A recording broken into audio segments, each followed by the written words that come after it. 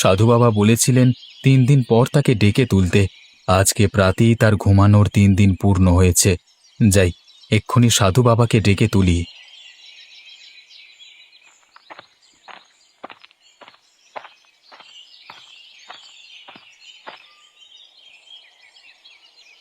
সাধু বাবা, সাধু বাবা, আপনার ঘুমানোর 3 দিন যে পূর্ণ হলো।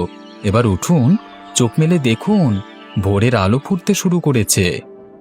কে কে ডাকে আমায়? আমি সাধু বাবা, আমি রূপসেন। ও তুমি? তা 3 দিন পূর্ণ হয়ে গেছে বুঝি? আজ্ঞে বাবা, 3 দিন আজকেই পূর্ণ হলো। তবে আপনি চাইলে না, আমি আর বিশ্রাম চাই না। শরীরকে যত প্রশ্রয় দেবে সে ততই আরাম খুঁজবে। আমি এখন বেরোবো মহারাজ, তবে যাওয়ার আগে যদি তোমায় কিছু দিয়ে যেতে পারতাম। বাবা, আপনার আশীর্বাদে আমার 3টি কন্যা সন্তান হয়েছে। আপনি যদি কিছু দিতে চান তবে তাদের দিয়ে যান। বেশ, তুমি তোমার 3 কন্যাকে ডাকো, আমি তাদের ভাগ্য বলে দিয়ে যাব। আমার কন্যারা তাদের ভবিতব্য জানতে পারবে, এ যে বড় সৌভাগ্য। ওরে, কে আছিস? এক্ষুনি রাজকুমারীদের নিয়ে আয়।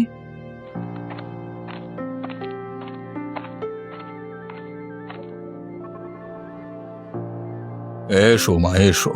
শুনেছি তোমরা 3জনই খুব গুণবতী। এবার তোমাদের ভাগ্যের পরীক্ষা হয়ে যাক, দেখি কে কত সৌভাগ্যের অধিকারী। নে, এবার একে একে বাবার সামনে তোদের হাত দুখানি ধর দেখিনি।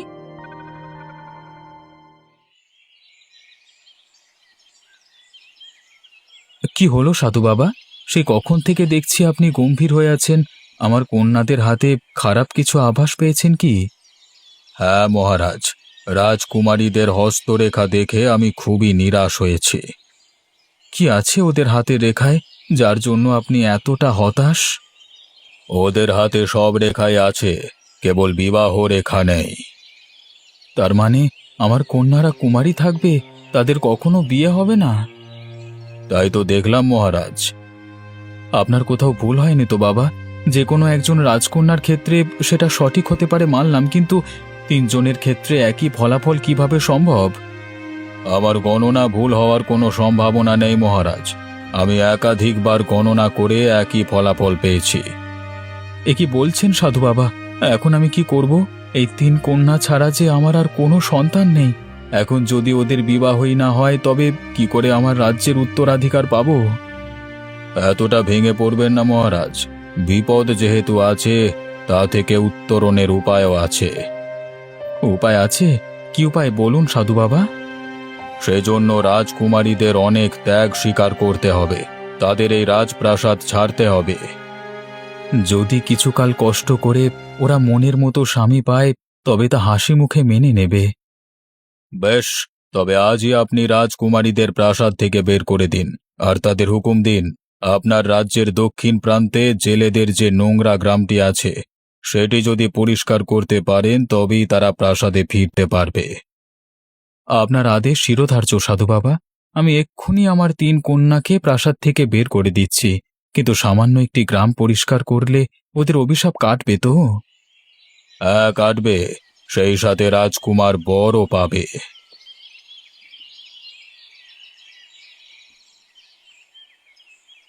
সে কি বলছেন পিতা? আমাদের প্রাসাদ থেকে বের করে দিলে আমরা এখন কোথায় যাব? সে কথা তো আমি বলেছি মায়াবতী, ওই জেলেদের গ্রামটিতে তোমাদের থাকতে হবে। আমরা কি আর প্রাসাদে ফিরতে পারবো না বাবা? সারা জীবন ওই গাঁয়েই থাকতে হবে। আহ, সে কথা আমি কতবার বলবো? একবার তো বললাম যে ওই গ্রামটি খুবই অপরিষ্কার। যদি তোমরা 3 বোন মিলে সেটি পরিষ্কার করতে পারো তবে প্রাসাদে ফিরে আসতে পারবে। সেজন্য আমাদের যেতে হবে কেন? এই প্রাসাদে আমাদের 3 বোনের 300 দাসদাসী আছে, ওদের পাঠিয়ে দিলে ওরা পরিষ্কার করে আসবে। সব কাজ এত সহজভাবে নিও না কন্যা। তোমাদের যা করতে বলেছি তাই করো, না হলে তোমাদের কপালে শনি আছে এই বলে দিলাম।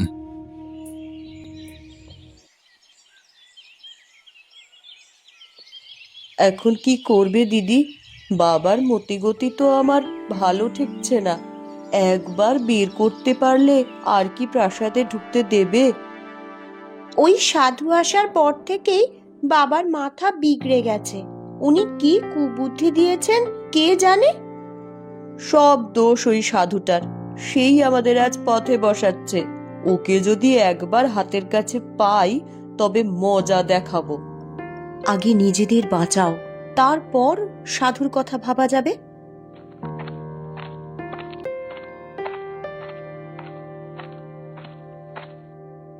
কি রাজকুমারীরা, আপনারা এখনো তৈরি হননি যে? কখন বের হবেন আর গন্তব্যই বা পৌঁছাবেন কখন? আমরা এখনই বেরোবো। তুমি বাবাকে বলে রথ তৈরি করো, আর সাথে কয়েক মাসের রসদ দিয়ে দিও। সেসব তো কিছুই নিতে পারবেন না রাজকুমারী। কোনো খাবার, পোশাক কিংবা মোহর আপনারা সঙ্গে নিতে পারবেন না। এত কঠোর, এত কঠোর কি করে হলো মহারাজ? কঠোরতার কি দেখেছেন রাজকুমারী? আসল কথা তো এখনো বলিনি। মহারাজের আদেশ, আপনাদের পায়ে হেঁটে সেই গায়ে যেতে হবে। পথি মধ্যে যত বিপদ আপদ হয় সব আপনাদের মোকাবিলা করতে হবে। বুঝেছি, আমাদের বাঁচবার আর কোনো পথ বাবা খোলা রাখেনি। এত ভয় পাস নে ছোট, আমরা 3 বোন একসাথে থাকলে আমাদের কোনো ক্ষতি হবে না। সেই ভালো। এখন 3 বোন ঝটপট বেরিয়ে পড়ুন। সূর্যাস্তের পর মহারাজ আপনাদের মুখ দেখতে চান না।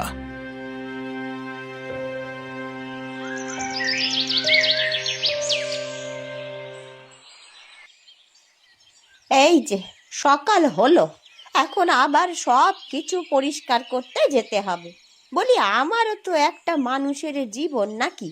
এইভাবে এই সারা গাঁ পরিষ্কার করে বেড়ানো কি আর আমার কর্ম বলো তো? কিন্তু কি আর করব, কাজ না করলে তো আবার ভাত মিলবে না। যাই, আগে আমার উঠোনটা পরিষ্কার করে নি, তারপরে খেয়ে দে বাইরে বের হবক্ষণ।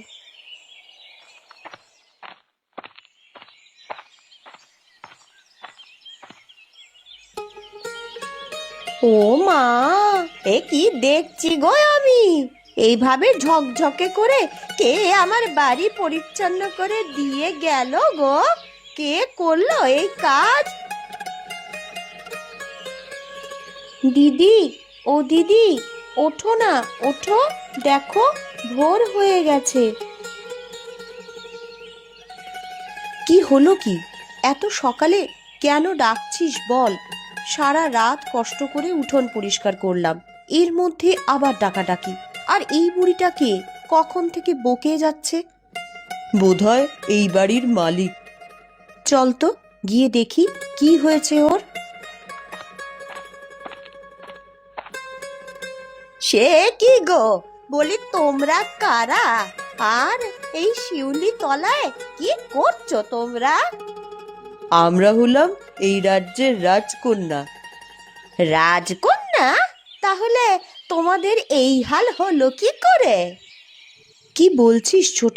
চুপ কর, আসল কথা বললে আমাদের কেউ সাহায্য করবে না। না, আমরা রাজকন্যা নই, আমরা 3 বোন এক কাঠুরিয়ার সন্তান। আমাদের বাবা মা হিংস্র পশুর আক্রমণে মারা গেছে। জঙ্গলে আর থাকতে না পেরে এই গাঁয়ে এসেছি। কিন্তু এই মেয়ে যে বলল তোমরা রাজার দুলালি। আমাদের ছোট বোনটি আকাশ কুসুম চিন্তা করতে ভালোবাসে। সারাদিন ভাবে সে রাজপ্রাসাদে আছে, তাই মুখ ফসকে বলে দিয়েছে। ও তাই বলো? তা এই গাঁয়ে যে এসেছো, থাকবে কোথায় আর খাবে কি? সেই জায়গায় তো খুঁজছি। তো 2টি বোন নিয়ে কোথায় যাব, কি করব, কিছুই ভেবে পাচ্ছি না। আপনি কি আমাদের একটু জায়গা দেবেন? আমাদের কাজ হয়ে গেলে আমরা চলে যাব। কাজ? কিসের কাজ? তোমরা কেন এখানে এসেছো বলো তো? গোপন কোনো দুরভিসন্ধি নিয়ে এসেছো নাকি? হ্যাঁ, কোনো অভিসন্ধি নিয়ে আসিনি আমরা। ও বলতে চেয়েছে ভালো কোনো কাজ পেলে আমরা চলে যাব। তা যাবে, আমি বা তোমাদের রাখতে যাব কেন বলো তো? শোনো মেয়েরা, এই জায়গাটা ভালো নয়, আর তোমাদের মতন রূপবতী মেয়েদের জন্য তো নয়। আমি তোমাদের আমার বাড়িতে আশ্রয় দিতে পারবো, কিন্তু ওই খাওয়া দাওয়া তোমাদের নিজেদের করতে হবে। এই কেমন কথা? আপনি না খাওয়ালে আমরা খাবো কি? উম, একেই বলে বসতে বললে শুতে চায়। আমি থাকতে দিচ্ছি, এটাই তোদের 7 জন্মের ভাগ্যি, বুঝলি? তা বটে, তা তো বটেই। আপনি খুব ভালো মানুষ, তা তো দেখেই বোঝা যাচ্ছে। আমাদের তো আর সমুদ্রে ফেলে দেবেন না। তাই বলছিলাম কি, যদি কোনো কাজ দিতেন, যা করে আমরা 3টি বোন খেয়ে পড়ে একটু বাঁচতে পারি। আমার কাছে তো তেমন কোনো কাজ নেই রে, তবে তোরা যদি চাস আমার কাজে সাহায্য করতে পারিস, তাতে তোদের দুবেলা দুমুঠো ডাল ভাত জুটবে। আপনার কাজ কি কাজ সেটা? আমি এই গ্রামের রাস্তাঘাট পরিষ্কার করি। আমাদের গ্রামটা এই খুব নোংরা কিনা, তাই প্রতিদিন এই কাজ করতে হয়। আরে এই কাজের জন্যই তো আমরা এখানে এসেছি। দেখলে দিদি, কিভাবে একে একে সব মিলে যাচ্ছে। এখানে এসেছিস মানে? কারা তোরা, হ্যাঁ? আর কি চাস এখানে? তুমি ওর কথা এখনো বোঝোনি ঠাকুমা। ও বলতে চেয়েছে এমন সহজ কাজই আমরা খুঁজছিলাম, তোমার কাজ আমরা মন দিয়ে করব। এই কাজ সহজ? বেশ, কদিন কর, তারপরে বুঝবি মজা। এবার আমার সাথে আয়, দেখে নি, আমি তোদের ঘর দেখিয়ে দিচ্ছি।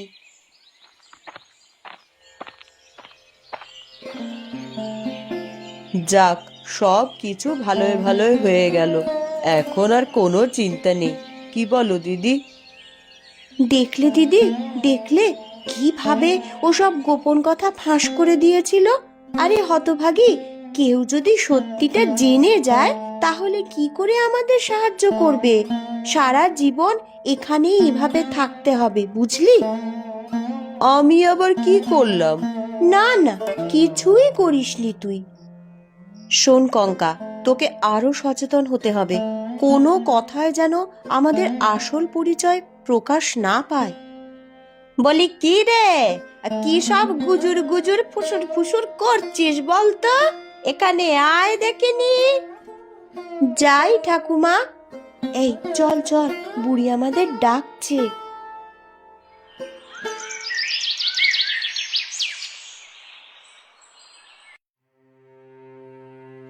কই রে হতভাগীরা, বলি এত বেলা অবধি ওই রাজকন্যাদের মতন পড়ে পড়ে ঘুমোলে হবে? সূর্যি যে উঠতে চলেছে, এক্ষুনি কাজে লেগে যেতে হবে। এই যে বুড়ির ডাকাডাকি শুরু হয়ে গেছে, এখন আর একটুও ঘুমোতে দেবে না। আর ঘুমিয়ে কাজ নেই, এক্ষুনি ঝাড়ু গামলা নিয়ে বের হতে হবে। বাবা কি বলেছিল মনে নেই? যদি গাঁখানি এক্কেবারে পরিষ্কার করতে পারি তবেই আমাদের প্রাসাদে ফিরিয়ে নেবে। হ্যাঁ হ্যাঁ, তাই চলো। এখন কাজ শুরু না করলে শেষ করা যাবে না।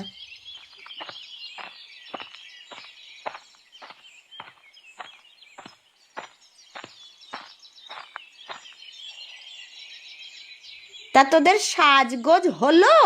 বলি কখন থেকে তো আমি চেঁচাচ্ছি, আমার কথা কানে যায় না নাকি? তোমার কথা কানে নিতে নিতে কালা হয়ে গেছি, আর সাজগোজ বলছো কি গো? কেবলই তো ঘুম থেকে উঠে ঝাড়ু হাতে নিলাম। হয়েছে হয়েছে, রাখ। আর তোদের বয়স আমিও পার করে এসেছি। চল এবার পরিষ্কার পরিচ্ছন্নের কাজ শুরু করতে হবে। এ কি গো, এর চারপাশে যে কেবল মরা মাছ ছড়িয়ে ছিটিয়ে আছে, এগুলো আমাদের পরিষ্কার করতে হবে?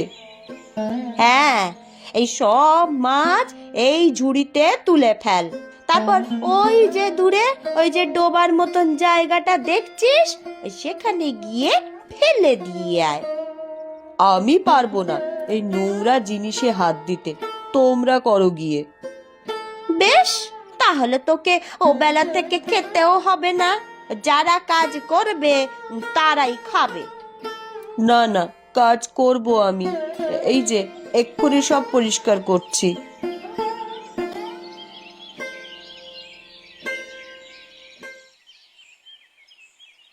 আজকের মতো আমাদের কাজ শেষ। সবাই বাড়ি ফিরে চল, কাল সকালে আবার আসতে হবে। সে কি কথা, কাল সকালে আসবো মানে? আমরা তো সব কিছু পরিষ্কার করে গেলাম, 1 মাসের মধ্যে আর পরিষ্কার করতে হবে না। 1 মাসের মধ্যে আর পরিষ্কার করতে হবে না? এমন যদি হতো তাহলে আমায় ওই প্রতিদিন ঝাঁটা হাতে দৌড়তে হয় না। দেখবি দেখবি দেখবি, ওই কাল সকালে সব কিছু আবার আগের মতন অপরিষ্কার হয়ে যাবে রে। সে কি গো, এই এক রাতে কারা এইভাবে অপরিচ্ছন্ন করবে? তাদের কি একটুও খারাপ লাগে না এত সুন্দর গ্রামখানি নোংরা করতে? তা বলি মন থাকলে তো খারাপ লাগবে। মন নেই? কি বলছো তুমি? হ্যাঁ রে মেয়ে, যে এই কাজ করে তার মন নেই, কারণ কোনো মানুষ নয়, এসব কাণ্ড করছে ওই হাড় হাবাতে মেছো ভূতটা। মেছো ভূত এই কাজ করছে? কিন্তু কেন? তা কি জানি, গত 2 বছর ধরে ও এই রকম উপদ্রব করেই চলেছে। আমরা কত চেষ্টা চরিত্র করলাম, কিন্তু কিছুতেই ওকে তাড়াতে পারলাম না রে। ওই প্রতি রাতে আসে, আর তারপর নদী থেকে মাছ ধরে তা খেয়ে আর গ্রামের পথে ঘাটে ফেলে রেখে যায়। ওকে তাড়ানোর কি কোনো উপায় নেই? তাড়ানোর উপায় তো নেই, কিন্তু বন্দি করার উপায় আছে। কি উপায় বলো বলো, আমরা ওকে বন্দি করব। সে এত সহজ নয় রে ছুরি। ওকে বন্দি করতে চাইলে দরকার মায়া দড়ি। মায়া দড়ি? কোথায় পাবো সেই দড়ি? চুল দিয়ে সেই দড়ি তৈরি করতে হয়, বুঝলি? বেশ, তাহলে কালই যাব সেই মেছো ভূতকে ধরতে। কি বলিস দিদি? আমাদের যে চুল আছে তা দিয়ে শক্ত একটা দড়ি তৈরি করা যাবে। হ্যাঁ, তুই গেলি আর সে এসে তোর হাতে ধরা দেবে এমনটা ভাবিস নে। ওকে ধরতে হলে কিছু কৌশল জানতে হবে।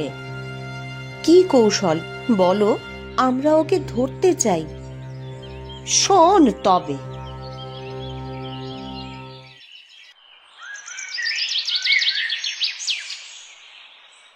চুপ চুপ, ঠাকুমার কথা মতন আমরা সেই জায়গায় চলে এসেছি। ভূতটা এখানেই থাকবে, বল। কিছুই তো দেখছি না আশেপাশে, কোথায় ভূত কোথায় কি? আহ, দেখতে পাবি, একটু ধৈর্য ধর না।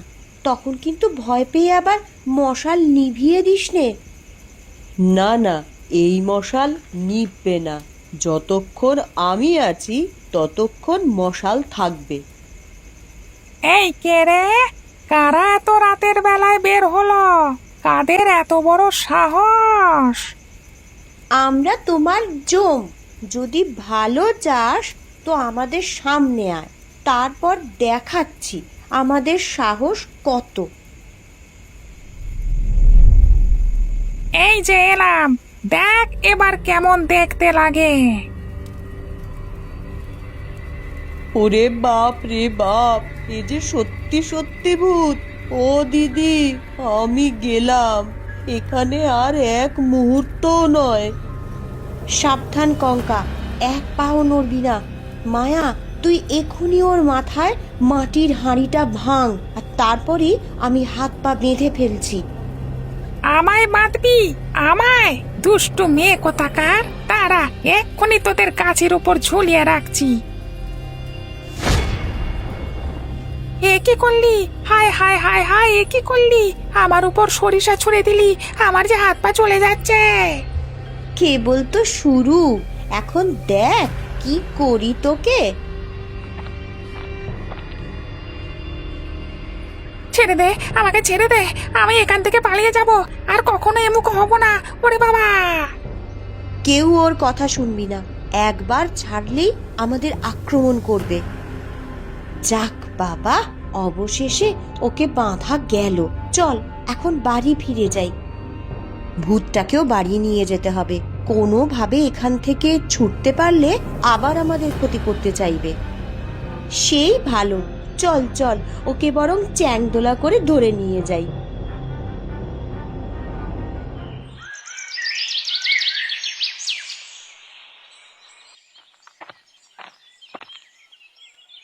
এই আয়, কে আছিস রে? বলি এক্ষুনি এদিকে আয় রে তোরা। দেখে যা, দেখে যা এখানে কি অলক্ষণে কাণ্ড ঘটেছে।